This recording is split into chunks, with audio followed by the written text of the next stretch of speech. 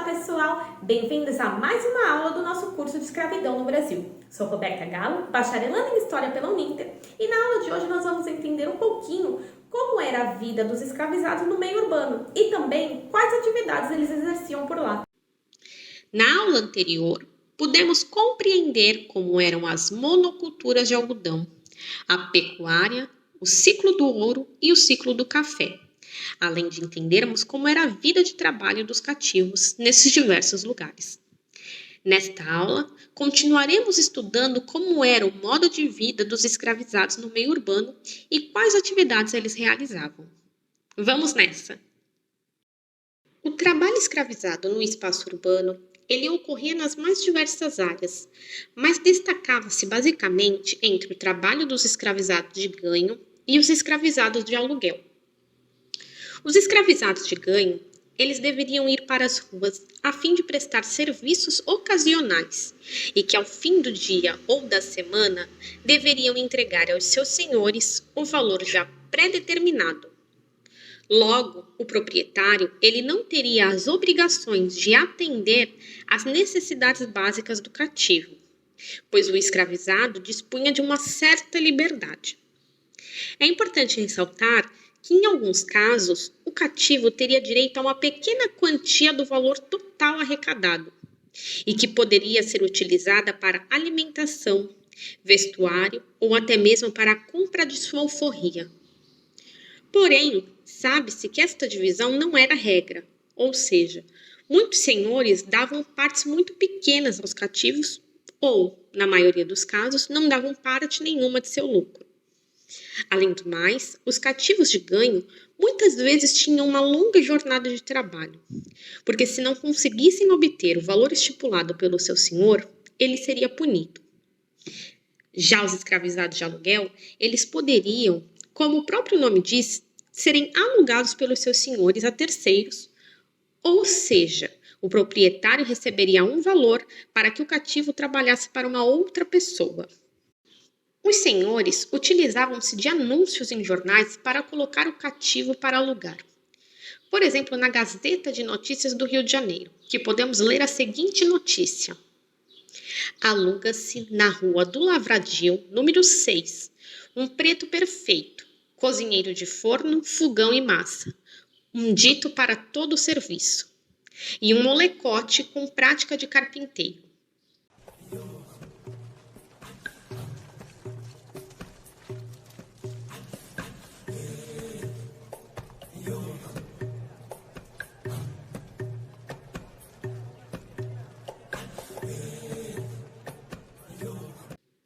Apesar dos escravizados urbanos serem divididos basicamente em duas categorias, sabe-se que o papel que eles desempenhavam na cidade era muito mais ampla e não necessariamente se enquadraria nestas categorias. Vejamos agora as atividades exercidas pelos cativos no cerne das cidades brasileiras. Antes de mais nada, é interessante que vocês entendam que as parcelas de escravizados que se dedicavam aos cuidados das tarefas ligadas ao meio urbano poderiam possuir uma condição de vida relativamente melhor do que os que trabalhavam no meio rural. E eles acabavam, então, criando laços com a família de seu proprietário. Segundo alguns relatos históricos, alguns escravizados desempenhavam algumas funções que só seriam possíveis por meio de um laço de confiança com o seu senhor. No entanto, isso não ocorreria com tanta frequência.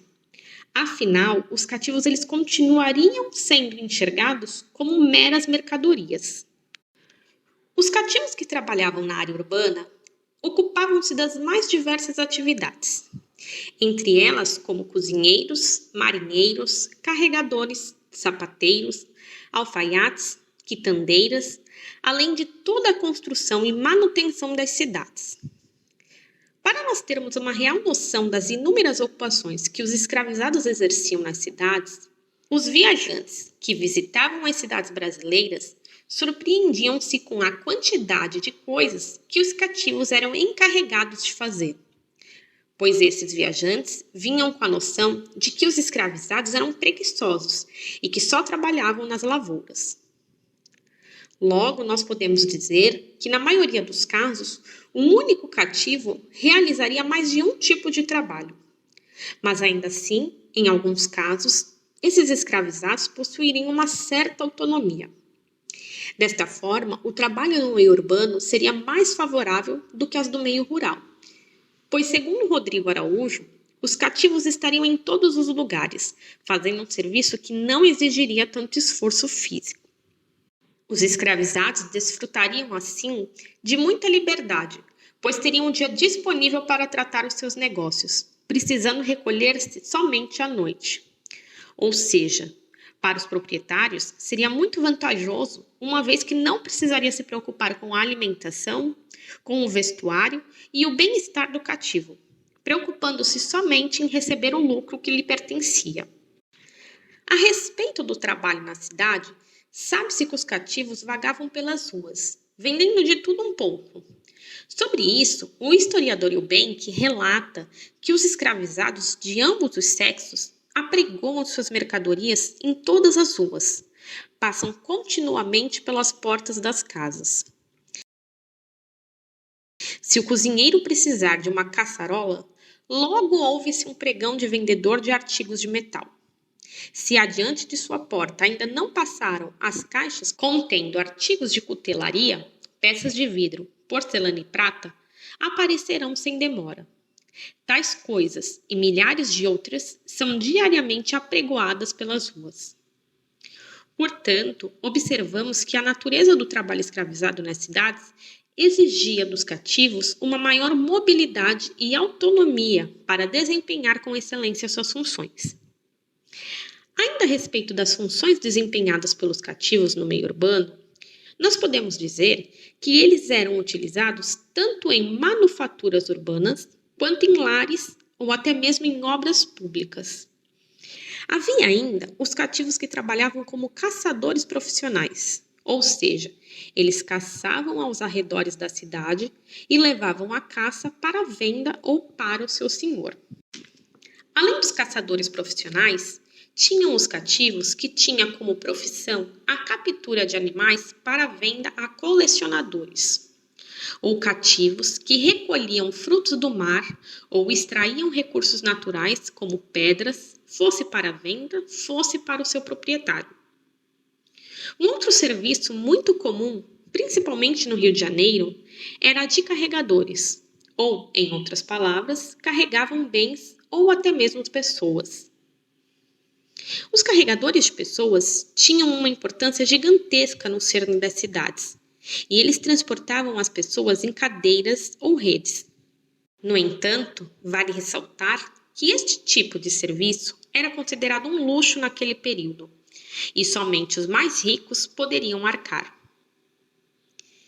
Entre as funções dos carregadores, a que era mais rentável era a dos estivadores, que trabalhavam nas alfândegas e nos portos, ou seja, trabalhavam carregando os produtos que embarcariam rumo ao exterior ou desembarcavam insumos que chegavam de fora. Para termos uma noção da rentabilidade econômica destes funcionários, os cativos chegavam a ganhar de 6 a 7 vezes mais do que era exigido por seu proprietário. Em contrapartida, havia os escravizados que eram responsáveis pelo carregamento de dejetos e lixos. Apesar de ser considerado um trabalho de suma importância para a manutenção das casas e cidades, era uma profissão desoladora para os cativos. Afinal, eles carregavam nas costas grandes tonéis repletos de excrementos. Esses escravizados ficaram conhecidos como tigres, pois muitos dos tonéis eram mal feitos ou muito cheios, e os dejetos vazavam, deixando marcas brancas sobre a pele negra, parecidas com listras. As manchas ocorriam devido aos dejetos que continham ureia e amônia. Dessa forma, foi daí que surgiu o apelido pejorativo de tigres. O cheiro era terrivelmente avassalador e fazia com que ninguém se aproximasse dos cativos. Como eu já expliquei para vocês antes, era muito comum os cativos trabalharem fazendo serviços em obras públicas. No entanto, é preciso pontuar que a escravidão não ocorreu de forma homogênea nas diversas regiões do Brasil. Todavia, era muito comum encontrar escravizados que pertencessem ao Estado. Esses cativos eram conhecidos como escravos do real fisco, escravos do fisco, escravos nacionais ou até mesmo escravos da nação.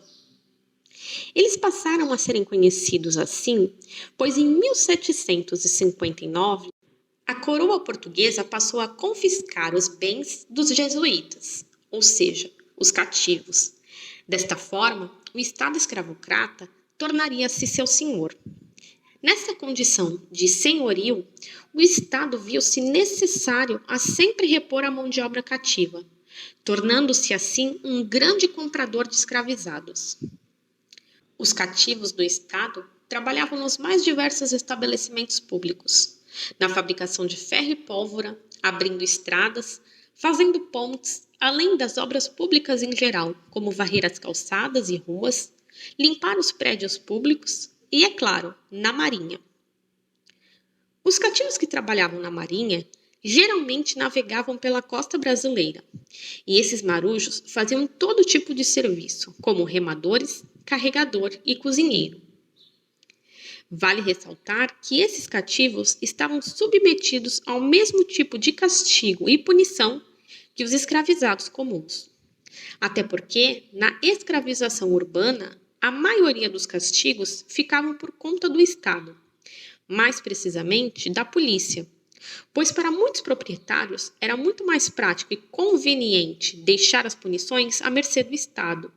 Ou seja, eles tinham combinados com a polícia ou o Estado, para que se seu cativo cometesse alguma infração ou não cumprisse combinado com o seu senhor, ele poderia e deveria ser castigado. Portanto, apesar dos cativos urbanos terem um ambiente com uma suposta liberdade, eles sempre seriam servis, pois esses cativos sabiam que nas ruas teriam as leis e o poder policial que os controlaria. Ainda no cerne das cidades, havia os escravizados domésticos que trabalhavam nas casas das famílias brasileiras. Os trabalhadores domésticos iriam para a casa grande ou, como na época era conhecida, casa de morada ou casa de vivenda, que era, na verdade, a residência de seus proprietários, e lá tinha uma importância gigantesca, pois sabe-se que as suas senhoras não se ocupavam das tarefas domésticas, afinal, isto era visto como função do escravizado. Apesar de sabermos que os cativos sempre permaneceriam cativos para os seus proprietários, ambos tinham uma relação de certa proximidade, onde poderia surgir, pelo menos pelo tempo que era favorável ao proprietário, uma certa relação de amizade. Em relação aos cativos, para trabalharem como domésticos, a maioria eram mulheres, mas há diversos documentos que nos mostram que era muito comum encontrarmos adolescentes trabalhando também. E os cativos faziam os mais diversos serviços, como lavar as louças, varrer e limpar a casa, cozinhar todas as refeições, cuidar das crianças e dos idosos, alimentar os animais, limpar as latrinas de dejetos, assim como em alguns casos satisfazer o desejo sexual de seus senhores e senhoras. Os escravizados designados aos serviços domésticos eram normalmente escolhidos por serem razoavelmente bonitos, pois precisariam demonstrar que eram bem cuidados. Além do mais, para os proprietários era interessante não baterem tanto. Sendo assim, os senhores justificavam que os seus cativos eram tratados com certa dignidade. Vale ressaltar que todo este esforço em manter os cativos com aparência boa impactaria em como a família era vista na sociedade. Afinal, era muito comum que muitas mulheres pertencentes às elites saíssem acompanhadas de suas escravizadas, aproveitando para vesti-las com luxuosas peças de roupas e acessórios, provando que sua condição social era bastante abastada. Os escravizados domésticos não ficavam presos a trabalhos nas residências. Muitos deles eram utilizados para outras atividades, fossem elas econômicas ou não. Um exemplo disso é que muitos desses cativos precisavam, por exemplo, sair de suas casas para lavar as roupas da família nos riachos, rios ou até mesmo chafarizes, ou, como eu acabei de citar, acompanhando suas proprietárias até as missas.